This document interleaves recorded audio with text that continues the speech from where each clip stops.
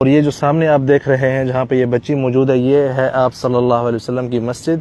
یہ وہ جگہ ہے جہاں پہ آپ صلی اللہ علیہ وسلم کو امت کی مغفرت کی بشارت دی گئی تھی، اور آپ صلی اللہ علیہ وسلم نے بہت طویل سجدہ ادا کیا تھا اس مسجد میں۔ تو یہ جو ہے آپ صلی اللہ علیہ وسلم کی مسجد ہے جو کہ آپ سامنے دیکھ رہے ہیں، اور اس طرف سامنے وہ جو آپ دیکھ رہے ہیں وہ قلعہ ہے عباسی دور حکومت کا،